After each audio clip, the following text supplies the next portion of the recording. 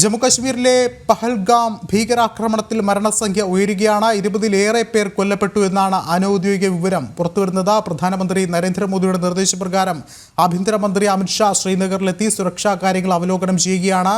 ഈയൊരു ഭീകരാക്രമണത്തിൽ മലയാളികൾ ഉൾപ്പെടെയുള്ളവർ കൊല്ലപ്പെട്ടതായാണ് വിവരങ്ങൾ പുറത്തുവരുന്നത്. അതിലേറെ പ്രധാനപ്പെട്ട വാർത്ത ഇപ്പോൾ പുറത്തുവരുന്നത് എറണാകുളം എളമക്കര സ്വദേശി രാമചന്ദ്രൻ അദ്ദേഹം കൊല്ലപ്പെട്ടു. തങ്ങളുടെ കുടുംബത്തിന് മുന്നിൽ വെച്ചാണ് ഭീകരരുടെ വെടിയേറ്റ് കൊല്ലപ്പെട്ടത്. ഇപ്പോൾ കൊച്ചിയിൽ നിന്നും സുധീഷ് ഗോപാൽ ചേരുന്നുണ്ട്. സുധീഷ്, ഇപ്പോൾ നിൽക്കുന്നത് ഈ പറഞ്ഞ എളമക്കര സ്വദേശി രാമചന്ദ്രൻ്റെ വീട്ടിൽ നിന്നാണെന്ന് അറിയാൻ സാധിക്കുന്നു. എന്താണ് അവിടെ അവർക്ക് ലഭിച്ച വിവരങ്ങളൊക്കെ?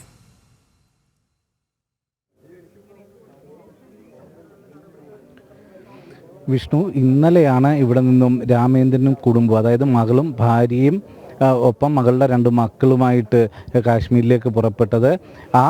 പുറപ്പെട്ട് കഴിഞ്ഞ് ഇന്ന് കാശ്മീരിൽ വെച്ചാണ് ഇത്തരമൊരു അക്രമം ഉണ്ടാകുന്നത്. ഈ ഭീകരർ ഇദ്ദേഹത്തിൻ്റെ അടുക്ക വന്ന് ഖുർആൻ വായിക്കണമെന്ന് ആവശ്യപ്പെട്ടതായും അപ്പോൾ താൻ ഒരു മുസ്ലിം അല്ല എന്ന് പറഞ്ഞ ഉടൻ തന്നെ വെടിയുതിർക്കുകയും ചെയ്തതായാണ് വിവരം. ഈ സമയത്ത് ഭാര്യ കാറിലായിരുന്നു, മകളും ചെറുമക്കളും ഒപ്പമുണ്ടായിരുന്നു.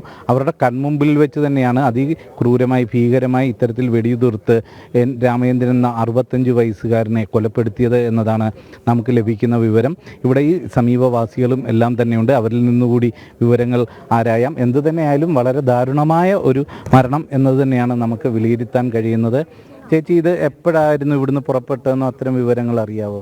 ഇന്നലെയാണ് പോയതെന്ന് അറിഞ്ഞത്. ആരൊക്കെയായിട്ടാണ് ഇവിടുന്ന് പുറപ്പെട്ടത്? ഒരു ഫാമിലി ആയിട്ടാണ്. ഞാനിവിടെ താമസിക്കുന്നില്ല, വീട് ഇവിടെ ഉണ്ട്. ഞാൻ ഇപ്പോൾ വന്നപ്പോഴാണ് അറിഞ്ഞത്. ചേച്ചി ഇവിടുന്ന് രാമേന്ദ്രനും ഷീലയുടെ മകള് ആരതി, 3 വിളിക്കും. അവരുടെ 2 കുട്ടികൾ ട്വിൻസാണ്. അവരും കൂടിയേ പോയത്. നെടുമ്പാശ്ശേരിയിൽ നിന്ന് ഹൈദരാബാദിൽ നിന്നാണ് ജമ്മു കാശ്മീർക്ക് പോയത്. ഈ ഒരു അപകട വിവരം, ഈ ഒരു മരണ വിവരം എപ്പോഴാണ് ഈ നാട്ടുകാരൊക്കെ അറിയുന്നത്? നാട്ടുകാർ അറിഞ്ഞതെന്ന് പറഞ്ഞാൽ ഈ ടി വിയിൽ ഇങ്ങനെ വൈകുന്നേരം മുതൽ കാണണ്ടല്ലോ. അപ്പം ഞങ്ങളുടെ റിലേറ്റീവാണ്, ഞങ്ങളുടെ അസോസിയേഷൻ എല്ലാമാണ്, എല്ലാത്തിലും സജീവമായി പ്രവർത്തിക്കുന്ന ആളാണ് ഇവർ 2 പേരും. അങ്ങനെ തന്നെയാണ് ഞങ്ങൾ കോണ്ടാക്ട് ചെയ്യാൻ ശ്രമിച്ചെങ്കിലും ഞങ്ങൾക്ക് കിട്ടിയില്ല. അപ്പോൾ ഇവരുടെ ഈ ഷീലയുടെ ചേച്ചി അനിയത്തി തൃപ്പൂണിത്തുറയിലുണ്ട്. അപ്പോൾ അവിടെയായിട്ട് നമ്മൾ കോണ്ടാക്ട് ചെയ്തു. അപ്പോൾ അവിടെ വേറൊരു കസിനാണ് പറഞ്ഞത് ഇങ്ങനെ കുറച്ച് ഇതായിട്ടാണ് ഇരിക്കണേ, ഒന്നും പറയാൻ പറ്റില്ല എന്ന് പറഞ്ഞു. അത് കഴിഞ്ഞ് ഒരു 2 മണിക്കൂർ മുമ്പാണ് പറഞ്ഞത്. കൺഫേം ചെയ്തു. മോള് വന്ന് അച്ഛനെ അന്ന് കൺഫേം ചെയ്തു, ആൾ പോയി എന്ന് പറഞ്ഞു. ഈ സമയത്ത് ഭാര്യ കാറിലായിരുന്നു എന്നാണോ വിവരം? അതിനെപ്പറ്റിയൊന്നും ഞങ്ങൾക്കറിയില്ല. ഞങ്ങൾക്ക് ഇങ്ങനെ 2 മറിയൽ കഴിഞ്ഞിട്ടുള്ള ന്യൂസാണ് കിട്ടണേ. മകൻ വിദേശത്തായിരുന്നു, അവിടെ നിന്ന് ബാംഗ്ലൂരിൽ എത്തിയതാണോ? അതെ, ബാംഗ്ലൂരിൽ. മകൻ ഇവിടെ വിഷു വരെ ഇവിടെ ഉണ്ടായിരുന്നു. അത് കഴിഞ്ഞ് ബാംഗ്ലൂർക്ക് പോയത്. മകനും ഇപ്പം അവിടേക്ക് തിരിച്ചിട്ടുണ്ടെന്നോ വല്ലതും അറിഞ്ഞിട്ടുണ്ടോ? പോണൂന്ന് പറഞ്ഞു, പോയോ ഇല്ലേ എന്നുള്ളത് നമുക്കറിയില്ല. അമ്മയൊക്കെയും അവസാനം ഇന്നലെ കണ്ടിരുന്നോ ഈ പോകുന്നതിന് മുമ്പ്? രാവിലെ പോകുന്നത് വരെ ഞാൻ കണ്ടു. പിന്നെന്തൊന്നും അറിയാൻ വയ്യ. ഇവിടെ ദേവംകുളങ്ങര ക്ഷേത്രമായിട്ടൊക്കെ ബന്ധപ്പെട്ട് സജീവമായിട്ട് രാമേന്ദ്രൻ എൻ്റെ ക്ലാസ്മേറ്റ്, ഞങ്ങൾ ഒരുമിച്ച് പഠിച്ചതും കൂടിയാണ്. പിന്നെ ഷീലയാണെങ്കിലും അതെ, എല്ലാ കാര്യങ്ങളിലും 2 പേരും ഭയങ്കര ആക്റ്റീവായിട്ട് നടക്കണവരാ. വിദേശത്തായിരുന്നു ഇദ്ദേഹം? ഇവിടെ ഖത്തറിലായിരുന്നു. 2-3 കൊല്ലമായുള്ളൂ വന്നിട്ട്. പണ്ട് 92-ൽ കൗൺസിലിലേക്ക് ഇലക്ഷനൊക്കെ നടന്നപ്പം മത്സരിച്ചതായിട്ടോ അങ്ങനത്തെ വിവരം വല്ലതും അറിയുമോ? മുമ്പ് പുള്ളി വൈസ് പ്രസിഡന്റാണ്. ഈ റെസിഡൻസ് അസോസിയേഷന്റെ വൈസ് പ്രസിഡന്റാണ് പുള്ളി. മങ്ങാട്ട് റോഡ് അസോസിയേഷന്റെ പ്രസിഡന്റാണ് പുള്ളി. വളരെ ആക്റ്റീവ് മെമ്പറാണ് ഉള്ളത്. ഈ ഒരു വാർത്ത വളരെ ഞെട്ടലായി. ഞാൻ പെട്ടെന്ന് ഒരിക്കലും വിശ്വസിക്കാൻ പറ്റിയില്ല. ഞാൻ പെട്ടെന്ന് ചോദിച്ച ആരാണ് എന്താണെന്ന് ചോദിച്ചപ്പോൾ ഇല്ല. ഇത് ഒരു ദിവസം 4-5 പ്രാവശ്യം കാണുന്നതാണ് ആളെ എപ്പോഴും വന്നാല്. ഈ 65 വയസ്സുണ്ട്, വളരെ സജീവമായിട്ട് സാർ, വളരെ സജീവമാണുള്ളത്. അസോസിയേഷനിൽ വളരെ സജീവമായി ചുറുചുറുക്കോടെ ഇവിടെ സാമൂഹ്യ പ്രവർത്തനങ്ങളിലെല്ലാം തന്നെ സജീവമായി നിൽക്കുന്ന വ്യക്തിയായിരുന്നു. ഇന്നലെ രാവിലെ ഇവിടെ നിന്ന് യാത്ര തിരിക്കുമ്പോഴും ഇവരെല്ലാം കണ്ടതാണ് എന്നതാണ് പറയുന്നത്. ഇവിടുത്തെ ദേവംകുളങ്ങര ക്ഷേത്രവുമായി ബന്ധപ്പെട്ടും എല്ലാം വളരെ സജീവമായി പ്രവർത്തിക്കുന്ന ആ രീതിയിൽ നിൽക്കുന്ന ഒരു വ്യക്തി കൂടിയാണ്. എന്തുതന്നെയായാലും വളരെ ദാരുണം, എല്ലാവരിലും ഞെട്ടൽ ഉണർത്തിയിരിക്കുന്ന ഒരു സംഭവം എന്ന് തന്നെ നമുക്ക് എടുത്തു പറയേണ്ടി വരും. ഇന്ന് വൈകിട്ട് ആദ്യം ഈ ദൃശ്യമാധ്യമങ്ങളിലെല്ലാം തന്നെ ഇത്തരമൊരു അപകടം നടന്നു എന്ന വിവരം കാണുമ്പോഴാണ് ഈ ഒരു ഞെട്ടലോടെ ഇന്നലെ രാമചന്ദ്രനും അവിടേക്ക് പോയിരുന്നല്ലോ എന്ന ഒരു തോന്നൽ അത് ഉളവാക്കുന്നത്. അതിന് ശേഷമുള്ള തെരച്ചിലിലും മറ്റുമാണ് ഈ വിവരം അറിയുന്നത്. എന്തു തന്നെയായാലും അത് വളരെ ഒരു ഞെട്ടലോടെ തന്നെയാണ് അറിയാൻ സാധിക്കുന്നത്. ഇതാണ് രാമചന്ദ്രൻ്റെ വീട്. ഇവിടെ നിന്നുമാണ് ഇന്നലെ രാവിലെ കാശ്മീരിലേക്ക് ഹൈദരാബാദ് വഴി വിമാനത്തിലാണ് പോകുന്നത്. ഹൈദരാബാദിൽ നിന്നിറങ്ങി അവിടെ നിന്നും അടുത്ത വിമാനത്തിൽ കാശ്മീരിലേക്ക് പോകുന്നത്.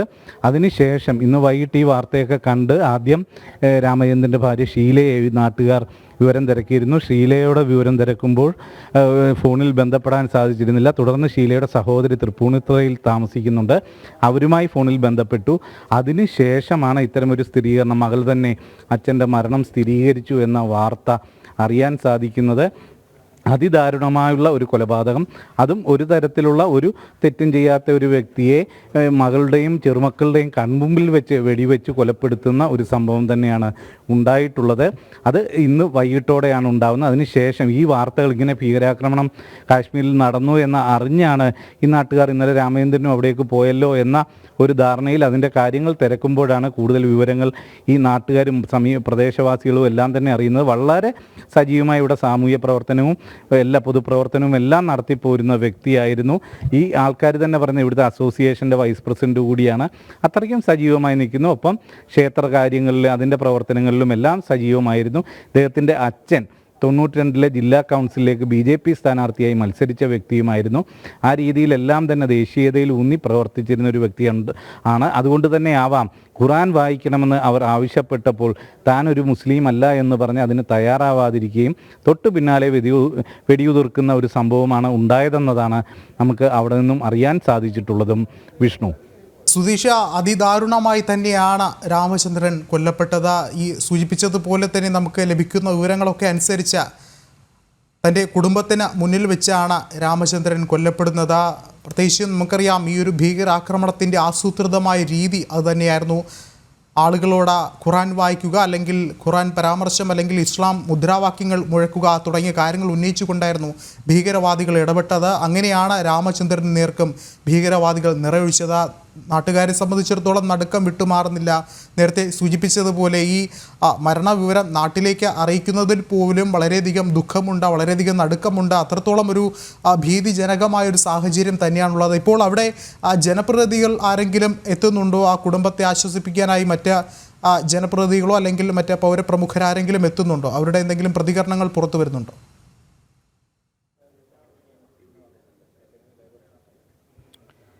വിഷ്ണു, ഇപ്പോൾ BJPയുടെ നിരവധി പ്രവർത്തകർ ഇവിടെ എത്തിയിട്ടുണ്ട്. നിരവധി പ്രദേശത്തെ സാമൂഹ്യ പ്രവർത്തകരും എല്ലാം തന്നെ എത്തിയിട്ടുണ്ട്. അവരെല്ലാം തന്നെ ഇവിടെ വീട്ടിൽ ആരും തന്നെ ഇല്ല. സമീപവാസികളും ചില അകന്ന ബന്ധുക്കളും എല്ലാം തന്നെയാണ് ഇവിടെ ഉള്ളത്.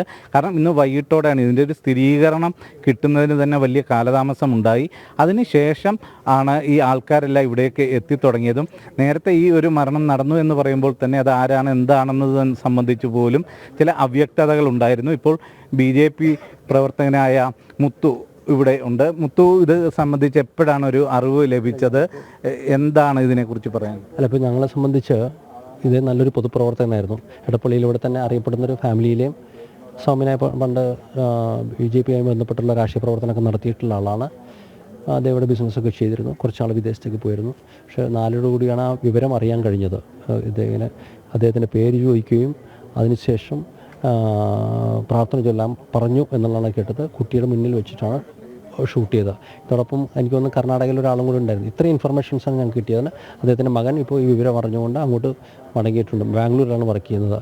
ഒരു മകളും ആതിരയും അരവിന്ദുമാണ്. മകൻ അരവിന്ദ്, മകൾ ആതിര. അവരുടെ കൊച്ചുമക്കളും കൂടെ ആ ടൂറിലുണ്ടെന്നാണ് ഞങ്ങൾക്ക് മനസ്സിലാക്കാൻ കഴിഞ്ഞത്. ബാക്കി വിവരങ്ങളൊന്നും ഇതുവരെയും കിട്ടിയിട്ടില്ല. നമുക്ക് ലഭിച്ച വിവരവും അവരുടെ മകളും ഒപ്പം ഉണ്ടായിരുന്നു. അപ്പോൾ ഖുറാൻ വായിക്കാൻ ആവശ്യപ്പെട്ടു. താൻ ഒരു മുസ്ലിം അല്ല എന്ന് പറഞ്ഞ തൊട്ട് പിന്നാലെ വെടിയുതിർത്തു എന്നതാണ് അങ്ങനെയാണ് കിട്ടിയ ഇൻഫർമേഷൻസ്. ഇത് ഞങ്ങൾക്ക് കിട്ടിയ ഇൻഫർമേഷൻസ്. ആ കുട്ടി എന്തൊക്കെയാണ് കാര്യങ്ങൾ അത്തരം ബന്ധപ്പെടുന്നുണ്ട്. ഇപ്പോൾ പല രീതിയിലും സംഘടനാ തലത്തിലും പല രീതിയിലും ബന്ധപ്പെട്ടുകൊണ്ട് ആളുകൾ ഇപ്പോൾ അങ്ങോട്ടേക്ക് എത്തിക്കൊണ്ടിരിക്കുന്നുണ്ട്. ബാക്കി കാര്യങ്ങളെല്ലാം അവിടുത്തെ ഫോർമാലിറ്റീസ്. എത്ര നാളത്തെ പരിചയം? അല്ല, ഞങ്ങൾക്ക് ഒരുപാട് വർഷങ്ങളായിട്ട് അദ്ദേഹമായിട്ട് പരിചയമുള്ള ഒരാളാണ്. അദ്ദേഹത്തിൻ്റെ ക്ലാസ്മേറ്റ്സൊക്കെ ഇവിടെ വന്നിട്ടുണ്ട്. ഏകദേശം അന്ന് എനിക്ക് തോന്നുന്നു അദ്ദേഹത്തിന് 62-63 വയസ്സോളം ഉണ്ട്. പഴയ ഒരു സ്ഥാനാർത്ഥി തലത്തിൽ മത്സരിച്ചിട്ടുള്ള ആളും കൂടിയാണ് അദ്ദേഹം. വളരെ സൗമ്യനും വളരെ ജില്ലാ കൗൺസിലിലേക്ക്. അത് ഇദ്ദേഹമാണോ, ഇദ്ദേഹത്തിൻ്റെ അച്ഛനാണോ?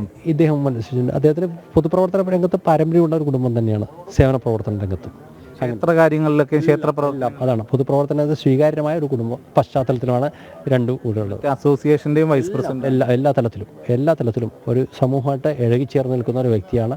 ഞാൻ കേട്ടത് അദ്ദേഹത്തിൻ്റെ പേര് ചോദിക്കുകയും പേരിൽ നിന്ന് രാമേന്ദ്രൻ അങ്ങനെ എന്തൊരു ഇതിൻ്റെ പിന്നിലുണ്ടായിട്ടുണ്ട് എന്നുള്ളതാണ്.